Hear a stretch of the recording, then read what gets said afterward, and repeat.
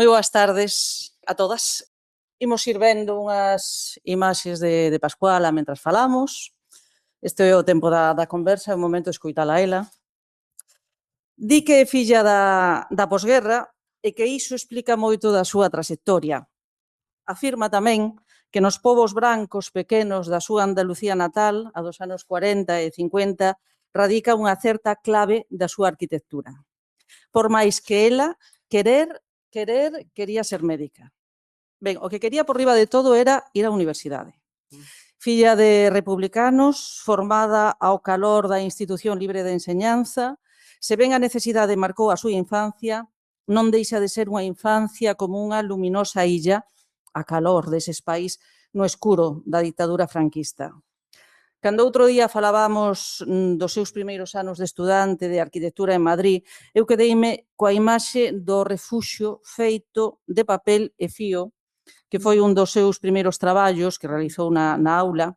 O fío era por necesidade, porque non tiña outros recursos, nin outros materiais, pero de algún xeito aí estaba xa o xermolo dunha concepción do espazo e da arquitectura que logo se ampliaría e intensificaría coa súa experiencia feminista. Esa celebración da vida que impregna un feminismo rebelde, antiautoritario, irreverente, lúdico, antidogmático. Un feminismo para a vida que bebeu con paixón da revolta feminile e do Escupamos sobre Hegel, de Carla Lonchi. Un feminismo que cuestiona as xerarquías e as súas palabras, que se interroga sobre o corpo e sobre o lugar. Aí se sitúa Pascuala Campos e na súa mirada atenta desentraña os elementos do cotián que conforman a trampa e a rede, o entramado do sistema patriarcal e machista contra o que ela levanta as súas construcións para a vida. E están cheas esas arquitecturas de limiares, de lugares de paso, de lugares para o encontro, tamén para a intimidade. Ela fala dunha arquitectura que favoreza as sutís e complicadas relacións humanas, onde a recreación do espazo sexa un apoio e unha consecuencia do amor á vida. Son as arquitecturas para a vida de Pascuala Campos. Que tal, Pascuala? Como estás? Pues un poquito nerviosa. Qué importante, ¿no? Un poquito nerviosa. Como estás vivindo bien, esta tarde? bien. Muy contenta de haber visto a todas las chicas que han estado antes, encantada, me ha gustado mucho y bueno, muy bien. Y el público en general también, o sea que muy bien, todo muy bien. Antes, cando Marián presentaba a cartografía, foi moito traballo o que fixo Marián con Pascuala, recollendo datos. Yo se lo tengo que agradecer a Marián, porque yo soy un desastre, ¿no? Entonces Marián se lo tomó muy en serio y me dijo, mira una cosa, me voy a ir a tu casa y de tu casa no salgo hasta que no los tengas. Se vino 3 días, se vino a mi casa, se sentó en mi casa, yo salí, ella se quedó allí sola con su café y al final me dijo, vete sacando cosas. Y ya me fui sacando cosas y al final ella hizo sola la cartografía. Yo se le iba sacando las cosas que me decía, sí. É que, claro, este traballo te obriga a pensar un pouco sobre a propia vida, a trayectoria, bueno, sacar fotos, tal ano fixen tal cousa. Que percepción tes da túa dese percorrido? Este trabajo lo que tiene es del susto del espejo, claro. O sea, te vas a mirar al espejo y dices, pero yo, ¿quién soy? ¿Es esa? ¿Soy un monstruo? ¿No soy un monstruo? ¿Soy o era o fui o voy a ser? O no sé qué. Y entonces te tienes un lío espantoso, ¿no? Pero un lío espantoso. Entonces, claro, y hasta que un día, porque a mí siempre las cosas se me ocurren o en la ducha o en la cama, ¿no? Por la noche, ¿no? Entonces un día en la ducha dije yo, pues la verdad es que, claro, que ¿cómo percepción tengo que en la vida? Bueno, pues la verdad, pues yo qué sé, la verdad es que depende del día que me toque, depende de dónde esté, ¿no? Depende lo que sienta, depende cómo me haya ido el día, ¿no? Y luego hasta que de repente dije yo, la verdad, es que me pasa mal, algunas veces me pasa muy bien, hasta que llegué al punto, digamos, final que dije, bueno, la verdad es que yo soy una superviviente de muchos naufragios. Y ya me quedé tranquila. Entonces ya dije, pues si lo soy, pues lo seguiré siendo, ¿no? Digo yo. Bueno, pois a infancia, tes uns pais, o teu pai encarcerado. Mi padre, bueno, yo nací en el 38, mi padre en el 39 estuvo condenado a muerte porque era rojo, claro. ¿Y a tu Y hermana? además mi padre era militar, entonces a mí me contaban cosas que esas cosas te quedan siempre, ¿no? ¿Cuánto tiempo tenemos? Porque si no podemos pasar aquí 2 horas. Temos media hora. Le digo, Bueno, agora debemos ter 20 minutos. 20 minutos, bueno, pues eso, Eu que que sí, que es muy importante la vida de mis padres para ubicarme en el mundo, indudablemente, y las cosas que yo oía de la vida de mis padres. Mi padre estuvo a muerte, luego después nos fuimos, lo desterraron, bueno, esas cosas que pasaron de la posguerra, ¿no? Y allí estaba mi padre y mi madre haciendo lo que podía, una con 24 años y el otro con 27, que ahora mismo se parece que son unos críos, pero no. Entonces era una gente muy mayor que había pasado muchas cosas, muchos problemas. Mi madre murió, o sea, mi abuelo murió en el bombardeo de Madrid, entonces marcharon a Sayot. Y bueno, ese ha sido, digamos, mi inicio vital, indudablemente apoyada por mis padres, a veces también, en fin, dándome la lata a mis papás, a la una y el otro, ¿no? O sea, que hay que decirlo todo, sí. a figura da tua nai tamén é unha figura moi importante, unha muller Sí. criada na institución de enseñanza, Sí. que vos educa a vos tamén, non? Vamos a ver, la figura de mi madre fue fundamental para todos, para todos, porque mi padre, claro, mi padre era veterinario, trabajaba mucho, venía con, que en ese momento yo no entendía, pero venía con un trauma de posguerra, ¿no?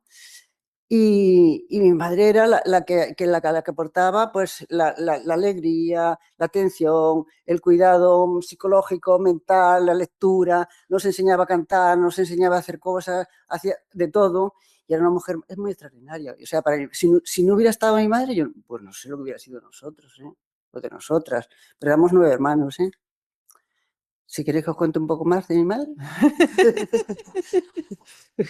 Bueno, contanos como chegas á arquitectura. Porque tú o que querías era ir á universidade. Yo tenía muy claro, vamos a ver, claro, en aquellos momentos decían, pues, nos decía mi padre, no se puede, la niña no puede ir a la universidad, no tenemos dinero, no podemos. Y mi madre, sí, por supuesto que sí, que tiene que ir a la universidad. Y yo decía, si no me manda a la universidad, yo me escapo. Porque claro, todo lo que me había contado mi madre, de su vivencia, de la institución libre de enseñanza, de la universidad, de los profesores, de los compañeros, yo quería vivir aquello. Y entonces al final, pues efectivamente, fui a hacer arquitectura. ¿Qué pasó? Que yo antes quería hacer medicina, pero en casa, mi padre no me dejó. No me dejó porque había una tradición de que mi abuelo no pudo hacer medicina, él no pudo hacer medicina, quiso una veterinaria, y cuando yo quise hacer medicina, mi papá dijo que no. Dije, bueno, pues ya está. Luego manter a tradición. Pues entonces al final, bueno, como dibujaba bien y como me dieron una matrícula de honor en matemáticas en el ingreso de la universidad, dije, ay, pues esta niña es muy lista, pues que vaya a arquitectura. Dije yo, pues bueno, pues me voy a arquitectura. Y luego me matriculé en arquitectura y en primero en medicina. Hice los 2 cursos a la vez y estaba muy a gusto y muy bien. Primero porque me había salido con la mía, segundo porque me daba la gana y ya está. ¿Y qué descubres la carrera? Pues mira, en la medicina, como me enamoré, pues yo dejé porque no me daba tiempo de hacer todo a la vez, ¿no? Y eso que hice disección, que fue lo más duro, ¿no? Pero luego después en la carrera lo que descubrí es lo que decían todos los profesores anteriores a mí, que era una catástrofe. La escuela de arquitectura son catástrofes. O sea, son espacios compartimentados que no están relacionados entre sí. Hay una exigencia brutal en trabajos a hacer y a entregar. Y es una auténtica catástrofe. De todas maneras, yo lo que podía pasaba. Y luego me centraba en proyectos. Pues era lo que me importaba, los proyectos. O refugio... Lo que hablabas tú del refugio es que eso ya estaba en el segundo de la carrera, el Cano Lasso. Nos había puesto un trabajo que luego, fíjate tú, yo pensando, dije yo, si yo en la escuela he puesto un refugio y no me acordaba que esto podía estar ligado a esa experiencia mía del refugio, porque nos había puesto un refugio y teníamos que presentar una maqueta y yo en casa no tenía para hacer nada, no porque no tenía, entonces lo hice con papel cosido, ¿no? Y entonces ya sabes que Cano, Rita lo conocía, Cano Lasso era muy elegante y muy coqueto, entonces ya tenía 20 añitos, claro, y entonces llegaba y dice, ay, ¿esto? Y dije, esto está muy bien. Entonces, como yo decía, pues que me quiero sentar aquí porque quiero que la luz me dé en la cara cuando hay que ver la luna, pero no sé qué, tal. Dice, mira, Alvaralto hace lo mismo que tú. Y yo dije, ¿quién? Y entonces, a partir de ahí, dije, me fui inmediatamente a la biblioteca a ver a Alvaralto. Y entonces ahí ya empezó la historia mía con Finlandia, ¿no? Y bueno, y ahí está. E que te interesa? ¿De quién? Da arquitectura nórdica, de Finlandia, de La Alvarado. arquitectura nórdica, primero, encontrar un lenguaje que yo entendía. Que en teoría, claro, Andalucía y Finlandia tienen poco que ver, pues no, tienen que ver en el sentido de cómo yo vivenciaba el paisaje andaluz y los pueblos y las casas y todo aquello de la comunicación con lo de fuera, lo interior, las secuencias, las sombras, las luces, los patios, todo eso. Y luego en Finlandia es que resulta que hacen una arquitectura que está abierta al paisaje. O sea, con el frío que hace, sin embargo, estás abierta completamente al paisaje, al verde, a las plantas, también a las transiciones entre la vivienda y sobre todo lo de Alvarado, que es espectacular, ¿no? Ahí nomás que también, pues yo me acuerdo que habíamos ido las primeras veces que fuimos, Ana y yo, pues estuvimos en la casa de Alvarado, ¿no? Y de Aino Marcio, pero Aino Marcio solamente está en una foto. Y entonces una señora que nos lo explicó dijo, y Aino Marcio hizo esta comunicación. Entonces pasó una corredera que va de la cocina al cuarto, a la zona de comer. Esto era esto fue una propuesta de Aino Marcio. Yo decía, pero no, ¿cómo Aino Marcio va a hacer solamente una corredera así? ¿Un sitio va a meter los cubiertos? Esto es imposible. Entonces fue de ahí cuando Ana ya empezó a investigar qué pasaba con Aino Marcio y qué pasa. Pues pasa que se borran, que las mujeres se borran de la historia. Pues ¿por qué? Porque la historia la siguen haciendo los hombres. Y los hombres pues se miran mucho el ombligo. Y entonces, y además se entienden muy bien, ¿no? Porque, bueno, o están peleándose o se entiende. Pero bueno, tienen ese compañerismo así de apoyarse, ¿no? Y entonces desapareció.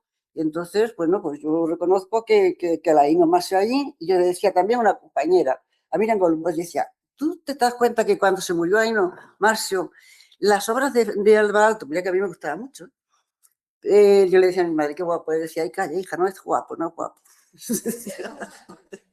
Decía, pero no ves cuando estaba con las flores así, muy borracho, me volvía mucho. Yo decía, es que está guapísimo.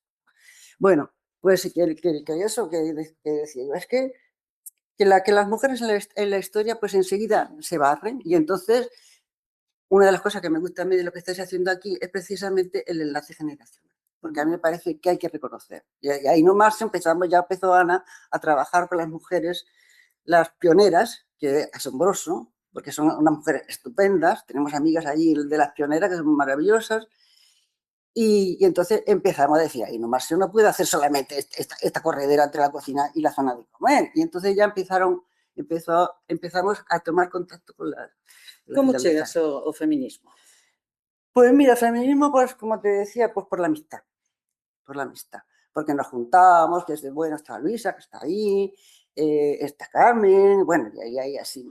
Y entonces, bueno, nos juntábamos, hablábamos, pensábamos, sentíamos, y entonces, hasta que yo me fui, lo he traído por fetichismo, porque este libro lo compré yo en la librería de mujeres de Madrid, y entonces dije, mira, he encontrado este libro que yo creo que está muy bien, vamos a leerlo. Esto era del 70, nosotros nos empezamos a reunir, que fueron como 75, 76, ¿no, Luisa? Por ahí, ¿no? Y entonces empezamos a leerlo, y oh, escuchar, y entonces empezamos a estudiarlo todo. Y me hace gracia porque antes de venir estuve releyendo un poco y dije, a ver, ¿dónde yo ahora me entero, me introduzco aquí para sentirme? Entonces te voy a solamente un poco, ¿eh? Dije yo, bueno, pues mira, ellos hicieron este libro, Recalar el 11, y entonces hicieron un primer manifiesto, y luego aquí en este otro libro que salió en el 76, La presencia del homo en el feminismo, esto, quien sepa italiano, el italiano será muy bonito, ¿no?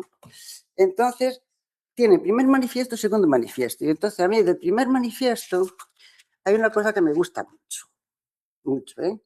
Que ya en la parte final, que dice, la realidad, esto es bueno, es esta traducción, pero yo creo más gracioso que en italiano, pero bueno, está en esta traducción. En la realidad ardiente de un universo que nunca ha revelado sus secretos, nosotras quitamos mucho del crédito dado a los empeños de la cultura. Queremos estar a la altura de un universo sin respuestas. Nosotras buscamos la autenticidad del gesto de rebelión y no lo sacrificaremos ni a la organización ni a la ideología. Ya a mí esas dos cosas ya dijeron, ya, fuera. Y luego, o sea, a partir de ahí, o cuando llegamos ahí, era como el espíritu realmente de nuestras reuniones, de lo que pensábamos, de lo que sentíamos. Y luego, cuando hicieron esto, cuando fuimos a Rivolta, en la librería encontramos el libro de Rivolta, entonces encontramos el segundo manifiesto, que es del 76. Y el segundo manifiesto fue como un dardo en el pecho, porque empieza diciendo así, dice, la mía aventura sono yo. Ya, no, y ya. Ya, porque yo me acuerdo que, bueno, fue como si de repente me descubriera que era corpórea, que tenía un cuerpo, que era el mío, que no era de nadie, y pues para mí fue espectacular. Entonces, eso es lo que a mí me gustaba de Rivolta. Luego ya conocimos a Carla Lonzi, fuimos a 8 de marzo, fue muy divertido porque fuimos a casa de las chicas que nos invitaban, porque como nadie tenía dinero en esas épocas, pues entonces nos invitaban a las casas, igual que hacíamos nosotras cuando después venían la gente aquí, íbamos a las casas, ya a mí me tocó una casa, a otro le tocó otra casa, a otro que otra cosa, y entonces fuimos a Rivolta. Y en Rivolta estaba Naya Quinta, que era otra de las, bueno, todo esto era una mujer espectaculares, ¿sí? Inteligentes, agradables, y dijeron, estáis aquí, ¿por qué estáis aquí? Pues somos españolas, y vimos, pues yo soy Naya Quinta, bueno, ¿y por qué os interesa esto? Bueno, estuvimos explicando, y bueno, pues entonces ya era Carla Lonzi. Ya vamos a Carla Lonzi, quedamos con ella, fuimos a su casa, nos invitó a pasteles y a vino, y estuvimos charlando mucho tiempo, nos peleamos, fuimos a Ana Fernández, María José Quizán y yo, y evidentemente María José y yo nos peleamos. Y entonces no, te digo, no, la otra, no, que no, bueno. Carla Lonzi estaba encantada de la vida viéndonos nuestras peleas, nuestras disputas, ¿no? Y luego ya Carla Lonzi me dio el teléfono de Marta Lonzi, que era una arquitecta, que aquí en el libro sobre el feminismo, sobre el segundo manifiesto y tal, pues entonces es que también, que ella habla del derecho a la subjetividad. Claro, que me parece también algo fundamental. O sea, tienes derecho a ser tú, no al que seas como te está mandando, o desde el partido, o desde la iglesia, o como incluso ni tu padre ni tu madre, ¿no? Como decía tu madre, aquí cada uno es lo que es, ¿no? Y ya está. Entonces, la verdad es que fue muy importante para nosotros. E iso como impregnou despois a túa obra? Quer dicir, a cuestión da arquitectura, como influe na maneira de pensar, o espazo e... Que las cosas no van separadas, ¿no? Entonces va todo junto, ¿no? Va todo junto. Entonces, si ves lo diverso y lo complejo en un sitio, porque lo vives además, cuando estás haciendo arquitectura también ves lo diverso y lo complejo. Entonces no puedes hacer propuestas abstractas porque eso es el modelo de vivir, eso es la forma de vivir y las cosas tienen que ser así, se pongan donde se pongan. Se hacen en las mismas casas de Andalucía que en Galicia, pues no es así. Entonces, el entender eso es la manera que yo introduje. Vamos a ver, yo nunca he hecho las cosas queriendo, ¿eh? Yo quiero hacer esto, quiero ir para aquí o quiero ir para allá, ¿no? Vas como fluctuando, ¿no? Vas haciendo, vas sintiendo lo que decía Rita esta mañana. Es que estas cosas cuando te encuentras con el paisaje, tienes como decía también Inma, ¿no? Te encuentras con el paisaje, primero tienes que entenderlo, tienes que sentirlo. Y una vez que lo sientes, pues empiezas a respetarlo, ¿no? Y una vez que lo respetas, pues entonces ya empiezas como a acompañarlo. No imponerte en una forma, no, sino empiezas a acompañarlo. Entonces cuando ahí empieza aparece una arquitectura que yo pienso que esa puede ser para vivir, porque tú ya estás viviendo cuando se lo has puesto, ¿sabes? Antes decía o dos povos andaluces como pode influir mucho. esos espazos na túa concepción do espacio. Claro, porque es que los pueblos andaluces, por ejemplo, la luz y la sombra es fundamental. Y a mí eso me parece que eso marca, como decía también Inma, ¿no? La sombra del árbol, ¿no? La sombra del árbol que no es la sombra del edificio. Entonces, esas sombras, esos umbrales, esas maneras de pasar, esa manera de hacer sentir los pueblos. Además, los pueblos ahora están destrozados, pero en esa época era una maravilla los pueblos. Y luego el paisaje era espectacular, ¿no? Entonces, todo eso, ¿cómo? Pues fui sensible a ese paisaje y cuando vine a Galicia también fui sensible a este. Esa es la manera. O sea, no transpuse una cosa a otra, porque allí hay unas maneras de, por ejemplo, la luz, ahí si pones un escenario así, te achicharras. Aquí tiene que ser un escenario de otra manera, ¿no? Porque es distinto. O sea que las cosas, vamos a ver, la expresión física de sentimientos parecidos, cuando lo transformas, cuando lo materializas, entonces tiene que ser diferente. Entonces yo aprendí a las diferencias, aunque yo de alguna manera quisiera sentirme, pues eso, traspasando umbrales que entonces se traspasaba yo de una manera que se traspasa de otra. Y entonces todo eso es un conglomerado de sensaciones que luego se traduce en un hecho real. En un hecho real y un hecho físico, claro, por supuesto. Creo que era no texto de Pilar Cos que leía antes María Xosé Agra, falaba das renuncias. Ela, en algún momento, fixo unha alusión ás renuncias. Esta maneira de vivir e de pensar implica moitas renuncias? Para mí no. Para mí no, porque, bueno, primero porque yo después de estar en el estudio, cuando nos separamos César y yo, entonces yo en el 80, entonces yo monté un estudio con Ana Fernández y no nos llegábamos nada, pero nada de nada. Pero bueno, luego después me fueron apareciendo cosas y entonces las cosas que me fueron apareciendo fueron en concurso, bueno, cosas pequeñas, lo de con barro, que fue un encargo y todo eso. Tienes que pelear un poco para poder llegar a donde tú quieres llegar, ¿no? Pero no tuve que renunciar en principio a nada. Y yo lo que sí recuerdo es como de estas cosas medio surrealistas que pasan, como, por ejemplo, cuando estábamos haciendo el proyecto de la isla, bueno, pues había un problema siempre económico que tiraba y que tal y cual, ¿no? Y entonces, si quieres acabo, No. Ainda vamos a falar de outra cousa máis. Entonces, estuvimos mirando materiales para el suelo y tal. Entonces yo fui a una tienda, que no lo diré quién es, de Coruña, muy elegante, que tenía mucho de todo y tal, tal. Y entonces dije, mire, este material para el pavimento me parece muy bien, así, tal. Bueno, ¿cuántos son? Pues son 5.000 metros. Bueno, pues está muy bien, muy bien. Y podemos hacerle un descuento, ¿no? Pues bueno, pues me parece estupendo. Entonces, bueno, me marché, me acompañó a la puerta y me dice, el descuento es para usted. Y dije yo, ¿cómo? El descuento es para la empresa. Y dice, pues no hay trato. Entonces yo dije, yo estoy loca, pues que aquí hay como unas cosas, hay unas cosas.